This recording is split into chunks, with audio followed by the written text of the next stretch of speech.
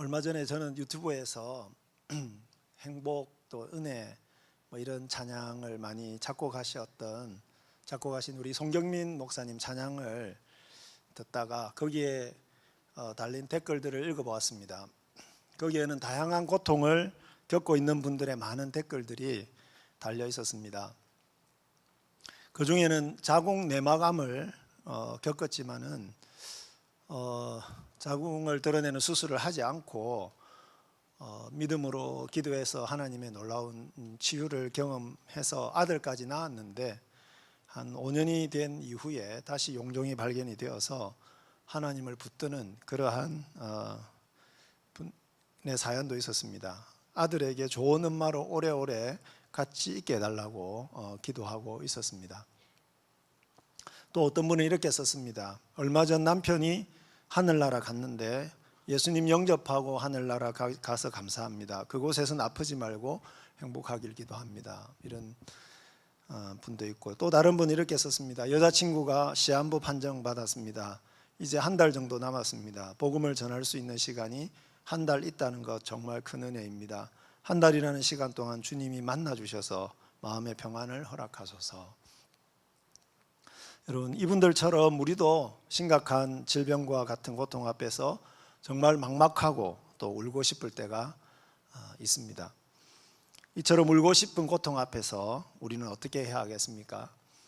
심각한 질병, 또 억울한 누명, 생명의 위협, 외로움, 경제적인 파산, 이런 고통을 당할 때 우리는 그 고통을 어떻게 넘어갈 수 있겠습니까? 그 답이 있다면 그것은 하나님 앞에서 우는 것입니다. 하나님 앞에서 우는 것입니다. 오늘 우리가 읽은 시편 6편은 다윗이 질병과 원수의 고통을 겪으면서 하나님 앞에서 울고 있는 기도 시편입니다. 시편 6편에 나오는 다윗의 모범을 통해서 우리가 고난을 겪을 때 어떻게 하나님 앞에서 울 수 있는지 함께 생각해 보도록 하겠습니다. 하나님 앞에서 우는 첫 번째 방법은 탄식입니다. 내 고통을 아시는 하나님 앞에서 모든 고통을 다 쏟아 놓는 것입니다. 다윗은 아마도 하나님 앞에서 죄를 지어서 하나님의 징계로 질병의 고통을 당하고 있었던 것 같습니다. 그리고 다윗의 대적들은 그것을 보고 굉장히 좋아하면서 이제 드디어 다윗이 죽는구나. 하나님이 저주하셔서, 하나님이 징계하셔서 이제는 더 이상 일어날 수 없을 거야. 그렇게 다윗을 공격했던 것 같습니다. 이런 상황에서 다윗은 자신의 죄를 회개하면서 하나님 앞에서 자신의 고통을 낱낱이 아뢰고 있습니다. 비록 죄를 지어서 고통을 당하고 있지만 그게 너무 아프고 힘들다고 하면서 자비하신 하나님 앞에 고통을 아뢰고 있습니다. 여러분, 하나님 앞에서 울 때 가장 먼저 할 일은 당연하지만 하나님을 간절하게 부르는 것입니다. 여러분, 어린아이가 너무 힘들 때 엄마를 제일 먼저 이렇게 부르고 자기 이야기를 하지 않습니까? 엄마하고 부르는데 그 엄마하고 했을 때 거기에 담겨 있는 그 신뢰라든지 그런 것들이 굉장히 중요하다, 이렇게 말할 수 있겠죠. 그래서 1절에서 3절에 보시면은 다윗은 이 3절에서 무려 4번이나 여호와여 여호와여 이렇게 4번이나 하나님을 부르고 있습니다. 하나님밖에 없다는 절박함, 그리고 필사적인 탄원이라고 볼 수가 있겠습니다. 우리에게 고통을 허락하신 분만이 우리 고통의 문제를 해결하실 수 있기 때문입니다. 다윗은 하나님을 부른 다음에 2절에 보시면은 자신의 고통에 대해서 처절하게 탄식하고 있습니다. 하나님, 제가 지금 매우 수척하고 뼈가 떨립니다. 3절에서도 내 영혼이 매우 떨립니다. 고통이나 두려움으로 혼이 나갈 정도로 너무너무 두렵고 너무너무 겁이 나고 그 고통이 너무 아파서 견딜 수 없다는 것을 말하고 있습니다. 7절에서는 눈이 근심으로 말미암아 쇠하여졌고 모든 대적으로 말미암아 어두워졌다. 여러분, 앞에서 이야기했던 영혼이나 또 여기서 말하는 눈이나 뼈나 이 모든 것들은 그냥 그 뼈 자체 또 눈 자체를 가리키는 게 아니라 온몸 전체가 또는 온 자신의 삶 전체가 쇠하고 또 탈진해 있고 너무 기진맥진해 있다 하는 것을 표현하는 거죠. 그래서 5절에 보시면 자신이 사망과 스올에 가까이 가 있다. 여기서 스올이나 사망은 둘 다 죽음을 이야기합니다. 무덤을 이야기를 합니다. 그래서 너무 아파서 지금 죽음이 바로 눈앞에 있는 것 같습니다 하는 것을 단식하고 있습니다. 또 6절에서는 뭐라고 이야기합니까? 우리 함께 읽겠습니다. 6절. 내가 단식함으로 피곤하여 밤마다 눈물을 내 침상으로 띄우며 내 요를 적시나이다. 눈물로 침상을 띄운다 그렇게 되어 있습니다. 여러분, 여기서 단식함이라고 했는데 이 단식이라고 하는 말은 슬픔과 고통으로 정말 깊은 한숨을 내시거나 신음소리를 내는 그 상황, 그것을 묘사를 한 겁니다. 단식하다라고 하는 겁니다. 눈물로 밤을 지새웁니다. 여기서 밤마다라고 하는 이 표현은요, 또는 온 밤을 이렇게 번역할 수도 있습니다. 그러니까 너무너무 아프고 힘들고 슬퍼서 눈물이 눈물이 그치지를 않는다. 그래서 그 눈물로 침상을 띄울 정도로, 침상이 둥둥 떠다닐 정도로 그만큼 슬프다, 너무너무 고통스럽다 하는 것을 표현하는 거죠. 그래서 3절에서는 또 어떻게 이야기합니까? 어느 때까지니까.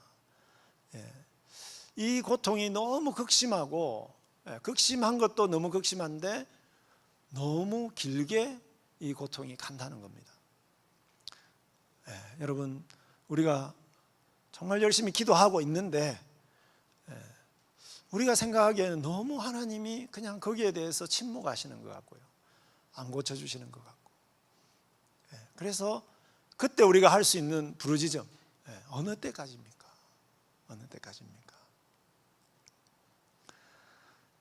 어떤 상황 가운데서도 우리를 지켜주시겠다고, 하나님의 자녀들을 지켜주시겠다고 약속하신 하나님의 그 약속을 믿기 때문에 우리가 이렇게 부르짖을 수 있는 것이죠.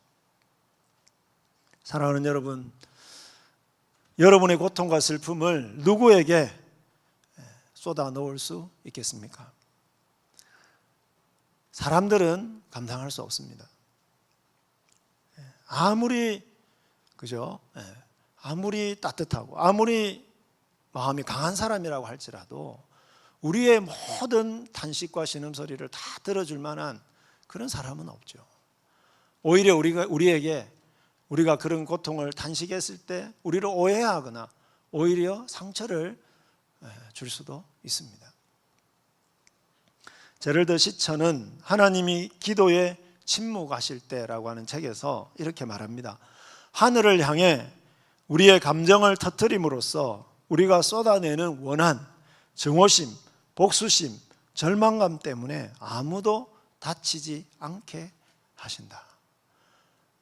사람들에 대한 증오심, 원한, 분노, 이것을 사람들 앞에서 단식하는 것이 아니라 하늘에 계신 하나님 앞에 그것을 쏟아놓음으로써 땅에 있는 사람들 중에서 그것 때문에 다치지 않도록 하나님 앞에 우리가 그것을 쏟아놓게 하신다는 거죠. 제럴드 시처는 그 설교 시간에 우리 목사님께서도 말씀하셨지만 교통사고로 어머니와 아내와 딸을 그 자리에서 잃어버린 정말 참혹한 고통을 당했던 사람입니다. 이분이 하나님 앞에서 울다라고 하는 책을 썼습니다. 제가 이 책 제목을 오늘 설교 제목으로 삼았는데요, 이 책에서 하나님께 이렇게 대들기까지 합니다. 이분이 왜 이런 일이 일어나도록 허락하시는 겁니까? 하나님이 상대할 만한 그런 사람을 상대로 하세요. 저를 좀 내버려 두세요. 전 하나님과 아무 관계도 없었으면 좋겠습니다. 여러분, 사람들에게 할 수 없는 말입니다. 지금까지 은혜로, 정말 놀라운 은혜로 자기의 삶을 이끌어 오셨던 그 사랑하는 하나님에게 할 수 있는 이야기죠. 만약에 그 하나님과 친밀한 교제 가운데 있었지 않다고 한다면 이분은 이런 고난 가운데서 아마도 하나님을 부르지 않고 하나님을 떠났을 것입니다. 그 하나님을 사랑하기 때문에, 그 하나님을 믿기 때문에 이해할 수 없는 이 엄청난 고통 앞에서 자신에게 있는 그 모든 그 쓴 마음과 아픔들을 하나님 앞에 쏟아놓고 있는 것이죠. 시처는 계속 말합니다. 하나님은 우리 감정의 독소가 하나님의 사랑이라는 바다에서 희석될 수 있도록 우리의 마음을 하나님께 쏟아놓는 것을 허락하신다. 하나님은 이 세상이 겪고 있는 고통에 대해 모두 책임지시기에 충분할 만큼 그렇게 크신 분이시다. 여러분, 우리의 감정의 독소들, 고통으로, 이 땅에서 우리가 당하는 고통으로 말미암는 모든 분노와 원함과 아픔과 그 모든 독소들이 그 모든 고통을 능히 감당할 수 있는, 책임지실 수 있는 그 하나님의 사랑의 바다에서 다 풀어지도록 하나님 앞에서 우리가 이러한 기도를, 이러한 탄식을 드릴 수 있도록 허락해 주셨다는 것입니다. 비록 우리가 죄를 지어서 고난이 왔어도 우리는 그 고난을 주신 하나님 앞에 고통을 다 쏟아낼 수 있습니다. 또 쏟아내어야 합니다. 죄에 대한 하나님의 징계는 의롭습니다. 우리는 이런 징계를 받아도 마땅한 자들입니다. 그러나 그 징계의 고통은 인간으로서 너무나도 견디기 힘든 것이고, 만약에 하나님이 우리의 죄값을 다 치르게 하신다면 우리 중에 아무도 그 고통을 견뎌낼 자는 없습니다. 그래서 비록 죄에 대한 징계라고 할지라도 그 아픔이 너무나도 크기 때문에 우리는 하나님의 자비를 붙들고 하나님 앞에 너무 아프다고, 너무 고통스럽다고, 좀 멈추어 달라고 우리가 하나님 앞에 기도할 수 있습니다.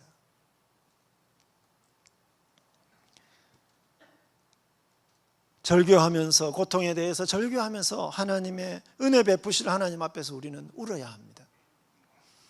죄와 상관없는 고난이라도 그 고난을 허락하신 하나님을 찾아가서 탄식하는 것이 정말 하나님을 사랑하는, 또 하나님의 사랑을 많이 받은 하나님의 자녀인 우리가 하나님에 대해서 표현해야 될 믿음이다, 그렇게 말할 수 있습니다. 비글 부부라고 하는 유튜브 채널을 운영하는 분이 계신데요, 황태한 씨라는 분이 계십니다. 하준 파파로 더 유명한 사람인데요, 이분이 새롭게 하소서라고 하는 프로그램에서 간증을 한 것을 들은 적이 있습니다. 자신이 어릴 때 아버님이 술을 너무 많이 드시고 또 술에 잔뜩 취해가지고 집에 오셔서 자주 집에 있는 물건들을 막 집어던지고 횡포를 부렸다고 합니다. 그때마다 그의 어머니는 새벽에 일찍 일어나서 그 집안을 다 깨끗하게 정돈하신 후에 항상 교회에 기도를 하러 가셨다고 합니다.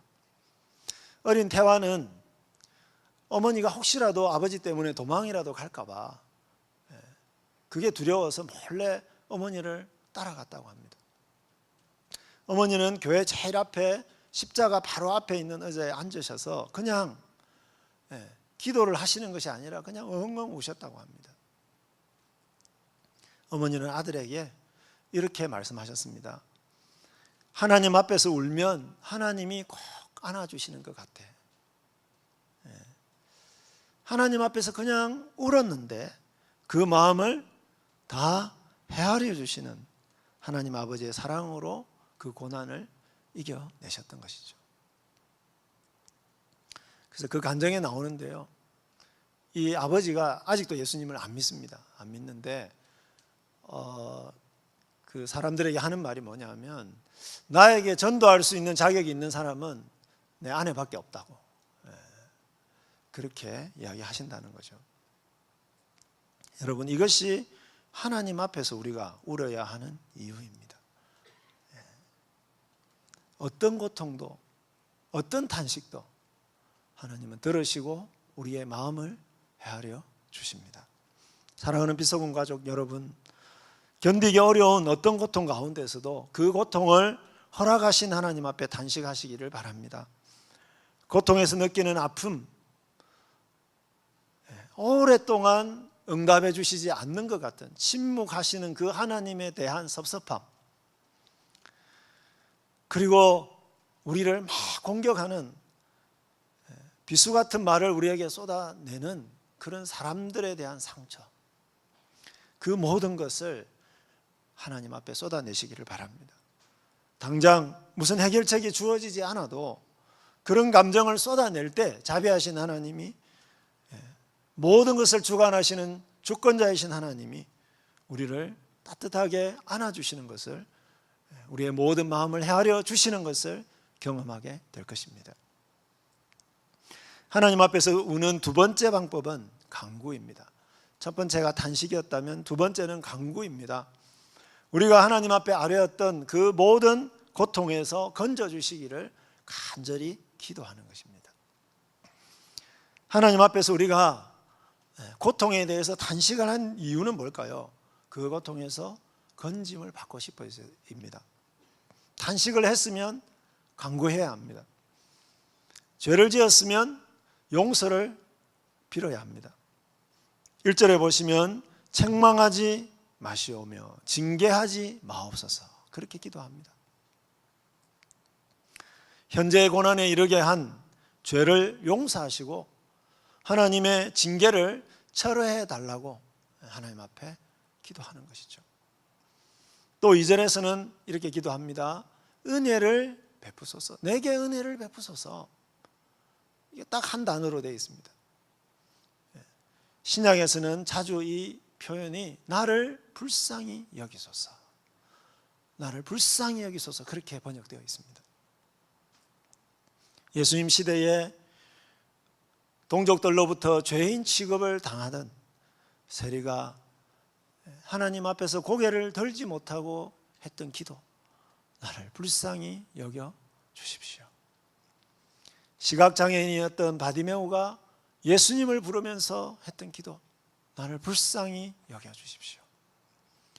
아무런 자격 없는 우리가 하나님 앞에 올릴 수 있는 기도는 하나님의 자비, 하나님의 긍휼, 하나님의 은혜를 구하는, 불쌍히 여겨 주십시오라고 하는 기도입니다.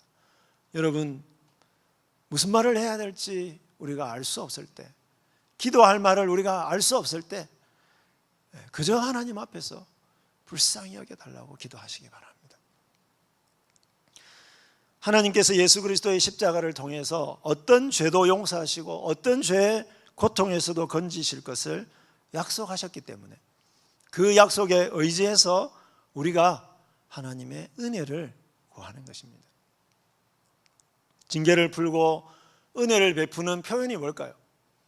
징계의 표현으로 질병의 고통을 주셨다면 그 징계를 푸셨다는, 또 죄를 용서하셨다는 표현은 그 질병에서 고쳐주시는 것이죠.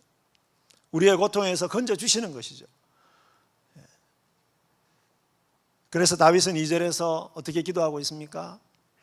나를 고쳐주십시오, 나를 고쳐주십시오, 그렇게 기도하고 있습니다. 출애굽기 15장 26절에서 하나님은 나는 너희를 치료하는 하나님이다, 여호와 라파입니다. 여호와 라파. 예수 그리스도는 수많은 병자들을 고쳐주셨습니다. 왜 그렇게 하셨겠습니까? 태초부터, 또는 우리 인간이 죄를 범하여 이 땅에 질병이 들어온 그 이후부터 하나님은 끊임없이 우리의 기도를 들으시고 우리를 치료해 오셨다는 것을 보여주시기 위함입니다. 우리를 고통스럽게 하는 그 질병의 모든 고통을 궁극적으로 하나님께서 해결하실 수 있음을 나타내시기 위해서였습니다. 그래서 예수님은 우리의 모든 질병의 고통을 짊어지시고 십자가를 지셨습니다. 질병에 걸렸을 때 우리가 1차적으로 해야 하는 것은 우리의 고통을 아뢰고, 그리고 우리의 고통을 짊어지신 그 예수님의 이름으로 하나님 아버지 나를 고쳐주십시오. 그렇게 간절히 기도하는 것입니다. 4절에서는 돌아오셔서 너의 영혼을 건져주시길, 사랑으로 구원해 주시기를 기도하고 있습니다. 마치 하나님이 다윗을 떠나신 것처럼 고통 가운데 두셨는데 이제는 제발 저에게로 좀 돌아와 주십시오. 나를 이 고통에서 좀 회복시켜 주십시오. 그렇게 기도합니다. 여기서 사랑으로 번역된 하나님의 사랑으로, 아까 우리 나를 불쌍히 여겨주십시오, 은혜를 구했다면 여기서는 사랑을 의지하고 있습니다. 이 헤세드라고 하는 사랑으로 번역된 단어는 하나님의 무한하고 조건 없는 사랑을 가리킵니다. 하나님이 약속하셨습니다. 무조건적인 용서, 우리가 죄를 회개하기만 한다면 무조건적으로 조건 없이 용서하시겠다고 십자가를 통해서 약속하셨는데, 그 한량없는 사랑을 의지해서 회복을 구하고 있습니다. 마지막 기도는 5절입니다. 5절에 보시면은 자신이 병들었는데 원수들의 말처럼 그냥 죽어버린다면 어떻게 하나님을 찬양할 수 있느냐고. 원수들이 저 다윗은 이제 드디어 하나님 앞에 죄가 드러나서 이제는 정죄를 받아서 심판을 받아서 이제는 절대로 못 일어날 거야, 그렇게 거짓말을 하고 있는데, 그들의 거짓말대로 자기가 죽어버린다면 어떻게 살아계신 하나님, 의로우신 하나님을, 자비로우신 하나님을 누가 찬양할 수 있겠냐고. 항변하는 것 같지만 사실은 뭘까요? 하나님, 저를 다시 살려주셔서 제가 수많은 사람들 앞에서 자비로우신 하나님을 간증하게 해주십시오, 하나님을 찬양하게 해주십시오, 그렇게 사실은 간접적으로 기도하고 있는 것입니다. 우리가 질병에서, 수많은 고통에서 건짐을 받아야 되는 가장 궁극적인 목적은 우리를 살려주시는 자비하신 하나님, 의로우신 하나님을 경험하고 그분을 찬양하는 것입니다. 서두에 말씀드렸던 행복이라는 찬양을 작곡하신 그 송경민 목사님의 간증을 제가 보았습니다. 이분도 어릴 때, 정말 이분이 태어나자마자 아마 그랬던 것 같은데요, 아버지가 가정을 버리고 나가셨습니다. 그래서 어머니가 자신을 키우시고 또 가정의 모든 생계를 다 책임을 지셔야 되는데 너무너무 가난하고 힘든 그런 상황에서 자랐습니다. 어릴 때부터 많은 일을 하면서, 가정에 경제가 너무 어려우니까 어릴 때부터 많은 일을 했고요. 그리고 또 억울한 일을 당해가지고 자신들이 하지도 않은 빚까지 져가지고 또 그 빚을 또 갚아야 되는 그런 상황에 있었다고 합니다. 그런데 이상하게도 그 시절을 쭉 이렇게 돌아보면 조금 더 힘들었다, 너무 불행했다, 그런 생각이 드는 게 아니라 참 행복했다는 생각이 든다는 겁니다. 그것은 바로 늘 하나님 앞에서 울면서 기도하셨던 어머니 덕분이었다, 그렇게 이야기를 합니다. 어머니는 그렇게 많은 상처를 받고 가정이 깨지고 또 경제적으로 힘들고 아픈 삶을 사셨지만 한 번도 실패와 불행을 이야기하신 적이 없다고 합니다. 송 목사님의 말씀에 의하면 어머니는 항상 새벽에 자기를 깨워놓고 새벽에 30분을 걸어서 교회를 가셨다고 합니다. 교회 가장 앞자리에서 울면서 기도하셨습니다. 그리고 일을 하시고 집에 오시면 항상 늦게 돌아오시니까 자기가 자고 있는데 자기 얼굴에 뭔가 물이 떨어져서 이렇게 잠을 깨면은 어머니가 자신에게 손을 머리에 얹고 눈물로 기도를 하고 계셨더라는 거죠. 의지할 분이 하나님밖에 없어서 처절하게 기도하셨던 그 어머니를 기억하고 있었습니다. 이러한 기도를, 이러한 어머니의 눈물 어린 기도를 들으신 하나님을 행복이라는 그런 찬양 가사를 통해서 이 송경민 목사님이 찬양하고 있는 거죠. 간증하고 있는 거죠. 그 찬양의 내용 가운데 이런 게 나옵니다. 눈물 날 일 많지만 기도할 수 있는 것. 눈물 날 일이 많죠, 우리가 이 땅에 살면. 그런데 하나님 앞에서 기도할 수 있다는 거, 그것이 행복이라는 거죠. 그냥 하는 이야기가 아니라 본인이 친히 겪으면서 경험한 것을 간증하는 말이라서 더 힘있게 우리가 그 가사가 들리는 것이죠. 하나님의 주권을 인정하면서도 사랑의 하나님께 치유와 회복을 위해서 간절히 기도하시기를 바랍니다. 기도했는데도 고쳐주거나 회복시켜주지 않으시는 하나님의 주권과 섭리도 하나님의 사랑의 관점에서 받아들이시기를 바랍니다. 사실 육신의 죽음 자체가 이 고통스러운 세상에서 영원히 해방되는 영원한 치유입니다. 그리고 영원한 회복의 과정입니다. 그래서 우리가 언젠가는 육신을 떠나서 주님께로 가겠지만은, 우리가 육신의 고통이 있을 때 또는 우리에게 고통이 찾아왔을 때 우리는 하나님 앞에서 그것을 울면서 고쳐달라고, 회복시켜달라고 기도해야 합니다. 그렇게 기도할 때에 우리는 하나님이 우리의 그 기도대로 응답하지 않는 것조차도 하나님의 사랑으로 받아들일 수가 있게 됩니다. 사랑하는 빛소금 가족 여러분, 하나님 앞에서 울면서 탄식했다면 고통을 하나님께 맡기고 회복과 치유를 간구하십시오. 하나님의 주권 가운데서 치유하시고 회복시키시거나 당장 치유하지 않는다면 그것도 우리가 기도했기 때문에 받아들일 수가 있게 될 것입니다. 여러분의 기도를 넘어서 하나님을 찬양하는 데까지 이르시기를 간절히 축원합니다. 하나님 앞에서 우는 세 번째 방법은 확신입니다. 확신. 반드시 성도의 기도를 들으시고 고통과 원수에게서 건져주실 하나님의 자비롭고 의로운 통치를 확신하는 것입니다. 8절에서 9절에서 보면은 다윗은 마치 자신의 멸망을 바라고 고대하고 있는 그 원수들이 앞에 있는 것처럼 그들을 향해서 담대하게 선언하고 있습니다.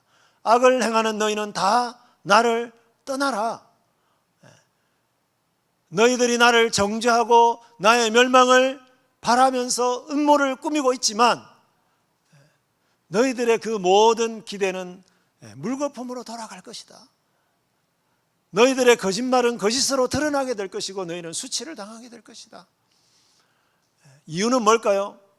여호와께서 내 울음소리를 들으셨기 때문에, 여호와께서 내 간구를 들으셨기 때문에, 여호와께서 내 기도를 받으시기 때문이다.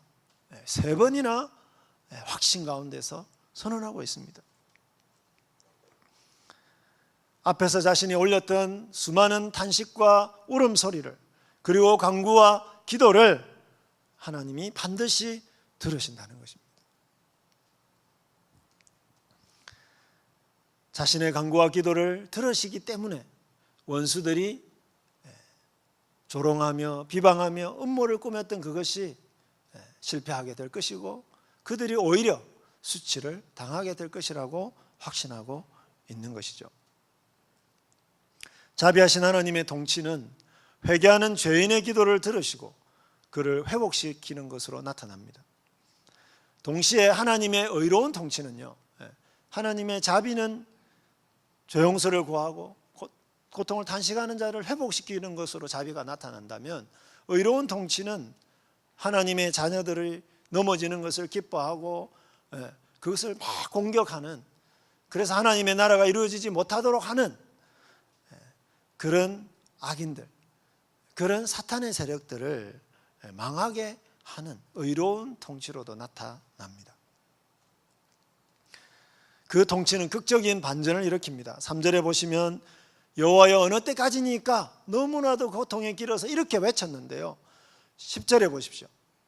10절에 보시면 갑자기 부끄러워 물러가리로다, 이렇게 확신하고 있습니다. 갑자기. 여러분 여기 보면은 심히 떨미어 이렇게 되어 있지 않습니까? 앞에 1절에서 3절에 보면은요, 다윗이 자기가 너무 고통이 두렵고 아파서 막 떨었지 않습니까? 근데 그 똑같은 단어가 원수들에게 사용되고 있는 거죠. 자신은 갑자기 회복이 됐는데 오히려 자기를 공격했던 그 원수들이 갑자기 하나님의 심판을 두려워하면서 떨게 될 것이다. 그런 상황을 여기서 확신하고 있습니다.